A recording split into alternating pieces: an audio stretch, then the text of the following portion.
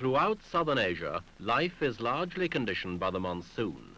After the heat of summer, clouds gather over the mountains of northern India, driven in across the Bay of Bengal. The wind rises sharply, sometimes to gale force. Then comes the rain, steady, relentless. The monsoon brings new life to the plains of Bengal, but it can bring disaster too. Water pours down from the hills. Cyclonic storms rush in from the sea. These are the forces of nature that make East Pakistan. This week, Echo looks at that crowded, turbulent province and its relations with its big brother, West Pakistan.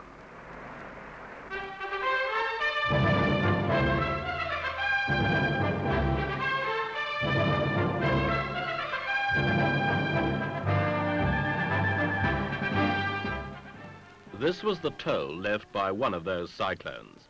A tidal wave swept over the low-lying islands of the Ganges Delta last November. 3 days later, the survivors, threatened by cholera and typhoid, were starting to bury their dead. Officially, the tally was about 200,000. It may have been 500,000. When the water covered the crowded islands, there was nowhere to go. The rice crop was left a sodden mass as the floods receded. The people were homeless, hungry, and short of fresh drinking water. Only a helicopter could reach them. But helicopters were desperately hard to come by at short notice. Relief supplies poured into East Pakistan when the news of the disaster reached the outside world. The problem was to get them to the people quickly. The difficulties were immense, but the people of the eastern province blamed their own government far away in the west for the delay.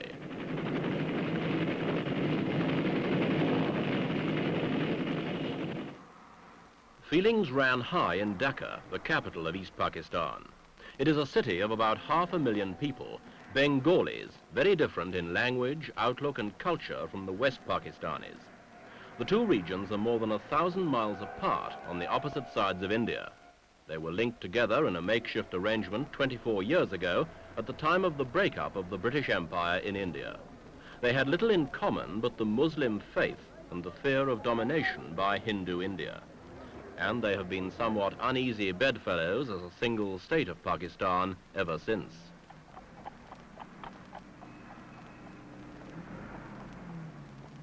It took the general elections of last December to reveal the depth of this feeling.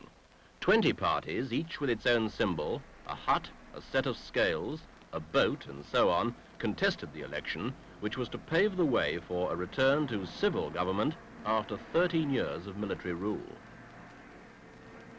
In East Pakistan, it was the boat which seemed to be making headway. And when the votes were counted, this proved to be the case. The result was an overwhelming victory for the Awami League and its leader, Sheikh Mujib. He had cashed in on the bitterness left by the floods only 3 weeks before and won all but 2 of the seats allocated to East Pakistan in the new assembly and an absolute majority over the parties of the West.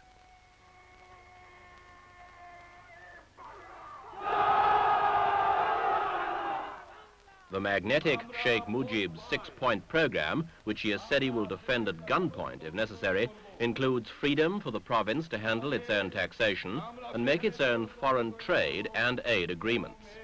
Only defense and the general supervision of foreign policy would be left to the central government in the West. It amounts to virtual self-government for the East.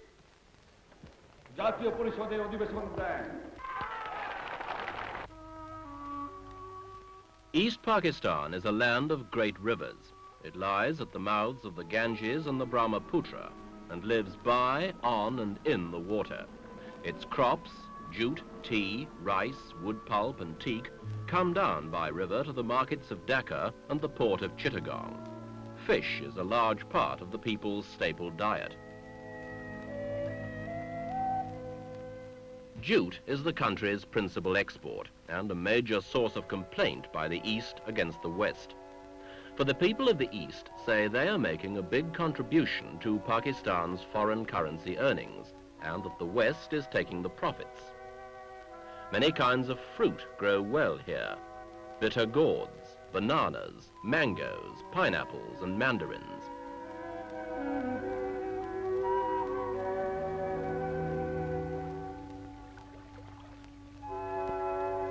Every year, East Pakistan produces 10 million tons of rice, but the population is so densely packed that rice still has to be imported.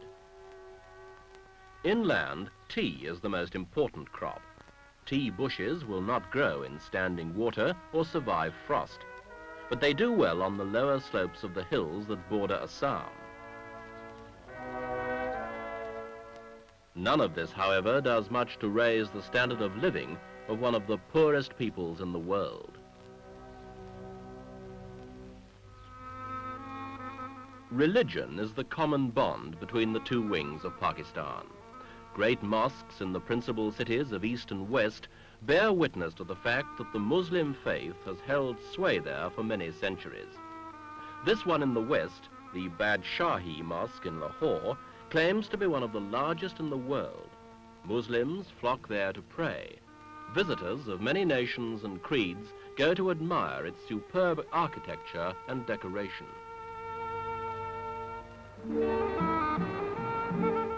Also in Lahore, the world-famous Shalimar Gardens.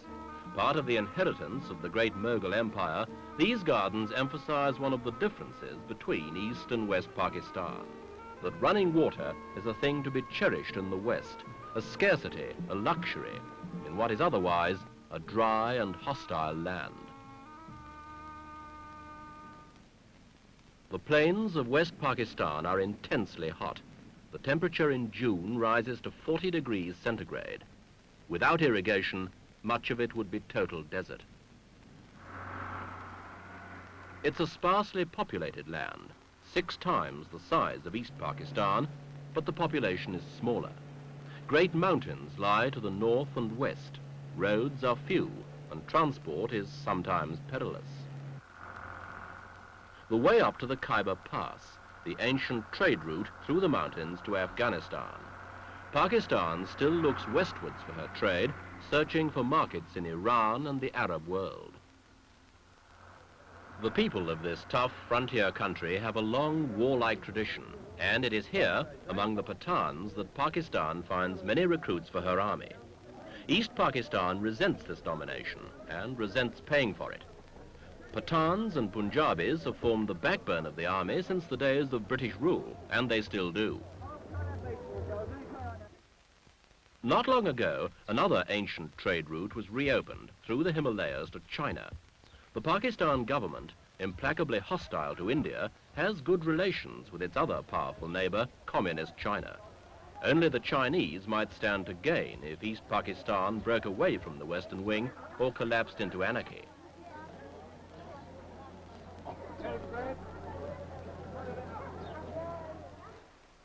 Pakistan has worked hard to build up its industry. Ever since partition left it the loser, with most of the existing industry going to the new India.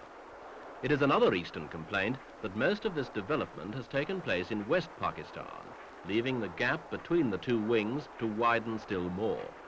Wages in Karachi are not very high, but they're higher than Dhaka's. New industries flourish. Steel and oil products, electrical goods, rubber and plastics, glass and pottery. They crowd around the cities of the West, like Lahore, which is also an important commercial centre, the chief university city, and the capital of the Punjab. This is the stronghold of the Pakistan People's Party, led by Zulfikar Ali Bhutto, who won the election in the West. Without some prospect that he and Sheikh Mujib can agree on a constitution, the military ruler, President Yahya Khan, admits that he can't see his way to hand power over to an elected government. Well, the country is being run by one man's will, martial law on the land. And unless they make the constitution, I'll pass the sovereignty to them. Until then, one man's will is there. That's true. Now, as President Yahya Khan's army imposes martial law on East Pakistan, the gates of industry, government and education are closed. Economic and civil life has come to a standstill. The streets of Dhaka have echoed with gunfire as soldiers seek out members of the Awami League, now outlawed. The university has been shelled and burned, but none of the root problems have been solved, and the people of East Pakistan are not likely to forget them.